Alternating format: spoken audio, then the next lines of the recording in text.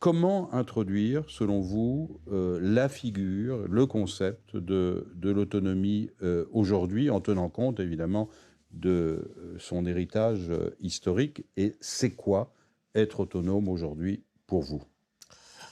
Alors c'est justement une notion qui m'intéresse parce que, elle fait l'objet d'un usage, constant, aujourd'hui et même un peu, inflationniste. On parle de l'autonomie, de l'agent économique, de l'autonomie de l'entreprise, de l'autonomie de l'université. Bon, c'est typiquement un terme qui est valorisé dans le discours, public ou managérial d'ailleurs, sans être, jamais défini et donc qui suppose pour qu'on puisse aussi adopter à son égard un regard un peu lucide et critique, de faire un détour par son histoire philosophique. Là, pour le coup, l'histoire de la philosophie n'est pas simplement une doctrine académique, mais une nécessité, je crois, euh, pour s'entendre sur le sens des termes, et donc aussi pour savoir s'il est désirable de devenir autonome. Bon.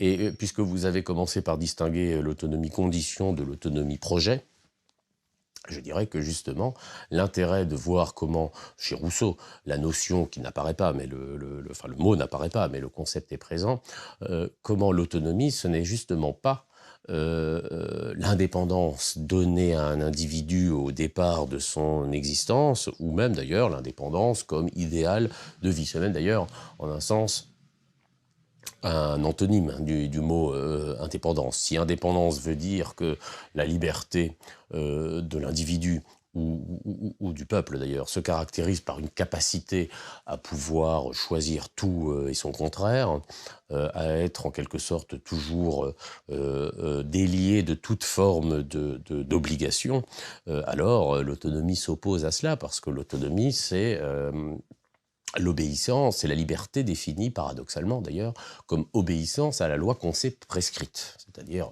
somme toute, je ne suis libre, non pas quand je m'affirme comme individu contre la société ou d'ailleurs avec elle, mais lorsque je ne dépends pas d'une loi imposée par un autre. Autonomie s'oppose à hétéronomie. Alors historiquement, c'était évidemment la loi de Dieu, qui était considérée comme une loi hétéronome, la loi venant d'une église ou d'un ordre traditionnel ou institutionnel sur lequel les sujets n'avaient pas prise. Autrement dit, ils n'étaient que sujets. Et lorsque Rousseau forge l'idée selon laquelle la véritable liberté du peuple, c'est la liberté d'obéir à la loi qu'on s'est prescrite, il veut signifier que il me signifie beaucoup de choses, mais en particulier que le fait d'être, ou de se croire d'ailleurs, toujours libre d'agir à tout instant comme on l'entend, est en fait un masque pour la plus totale aliénation, puisque les désirs qui nous traversent sont souvent des intériorisations de la loi de l'autre, qu'elle soit religieuse, encore une fois, ou plus banalement, je dirais, publicitaire, et que par conséquent, on ne naît pas libre au sens littéral du terme, même si Rousseau dit que l'homme est né libre, mais partout il est dans les fers. Donc il faut partir de ce paradoxe entre une naissance pour la liberté et un état de fait dans lequel règne l'aliénation. Et l'autonomie, de ce point de vue-là, c'est un concept d'abord politique. Hein, on verra peut-être qu'il a une dimension morale ensuite chez Kant, mais d'abord politique chez Rousseau, c'est-à-dire que c'est la capacité qu'a un collectif humain, qu'on va appeler le peuple, hein, pour reprendre le terme qu'utilise lui-même Rousseau, à déclarer souverainement ce qu'il constitue. Par conséquent, déjà, le concept d'autonomie implique qu'un peuple, ce n'est pas une donnée naturelle, ethnique ou culturelle, c'est d'abord une volonté, Rousseau dirait une volonté générale, c'est-à-dire que c'est par l'adhésion active à une loi commune que se constitue une entité politique. Alors indépendamment de tout ce qui peut nous rendre un peu méfiants à l'égard de la pensée de Rousseau, tout de même cela reste et ça demeure une conception politique fondamentale à mon sens, parce qu'elle permet de comprendre que la politique, c'est une affaire, on le disait tout à l'heure, de sensibilité et de volonté, hein, les deux, et Rousseau est de ce point de vue-là une figure tout à fait centrale, c'est-à-dire que, en tout cas, ce n'est pas une affaire de culture ou d'appartenance traditionnelle. Donc devenir autonome, c'est s'émanciper des lois qui ne sont pas celles que nous avons nous-mêmes forgées collectivement. D'où l'idée de contrat social qui n'est pas un contrat juridique, justement. Le contrat social, c'est pas un contrat d'échange, c'est-à-dire je n'échange pas ma liberté contre la sécurité, par exemple, puisque la liberté est justement inaliénable, hein, donc on ne peut pas la mettre en discussion dans un contrat.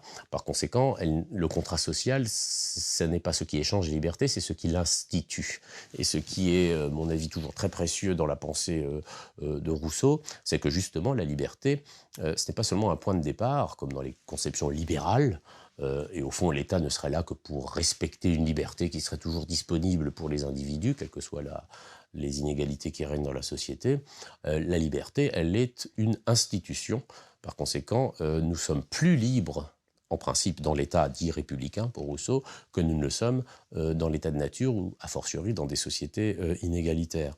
Donc la liberté, c'est l'enjeu de la politique, mais pas au sens où la politique n'est là ou ne serait là que pour respecter des libertés dont nous disposerions déjà à l'état de nature, en quelque sorte, mais dans le sens beaucoup plus profond, où la politique doit nous libérer. Alors de quoi doit-elle nous libérer ? Eh bien, je dirais, à l'époque de Rousseau, certainement essentiellement des pesanteurs religieuses et familiales. Aujourd'hui, je dirais que la politique, si elle a un sens encore d'émancipation, c'est parce qu'elle peut, ou devrait d'ailleurs, elle ne le fait pas toujours, c'est le moins qu'on puisse dire, mais elle devrait nous libérer des rapports de force qui sont à l'œuvre dans le marché économique. Quel est le rapport précis et exact entre autonomie et liberté ? L'autonomie, c'est la liberté. C'est-à-dire qu'en fait, il y a plusieurs sens de la liberté, évidemment. Il y a le libre arbitre, la possibilité apparente du moins, de choisir entre diverses options de vie. Et c'est cette liberté-là, d'ailleurs, qui est au centre, disons, du libéralisme, qu'il soit d'ailleurs politique ou économique. C'est-à-dire une liberté qui est d'abord un attribut de l'individu, et un attribut qui est constant, quelles que soient les conditions sociales dans lesquelles cet individu évolue. Alors cette tradition libérale, elle a beaucoup de vertus, mais je dirais que c'est une conception négative de la liberté. C'est-à-dire, au fond, c'est dans la formule bien connue selon laquelle ma liberté s'arrête là où commence celle des autres. C'est ça la conception, je dirais, libérale et un peu restrictive.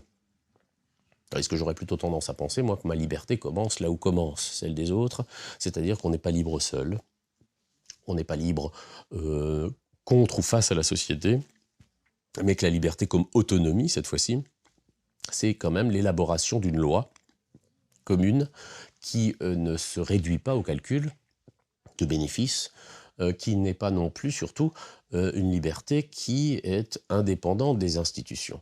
C'est-à-dire que je ne crois pas que les institutions juridiques, politiques, aient simplement vocation à respecter une liberté qui les précéderait, c'est-à-dire au fond à avaliser la liberté de concurrence à l'œuvre déjà dans la société marchande, mais à inventer des espaces, des lieux, des expériences où cette liberté, la liberté politique, celle de décider au fond de ce pourquoi nous bâtissons une société,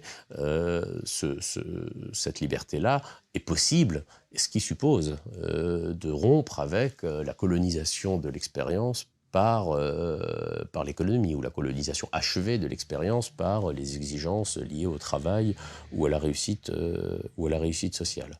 Donc l'autonomie, c'est le concept positif de liberté, c'est-à-dire celui qui suppose que nous partons toujours d'un état de dépendance et que c'est collectivement que nous pouvons parvenir à la réduire et pour cela à poser une loi qui serait une loi qui vaudrait pour tous.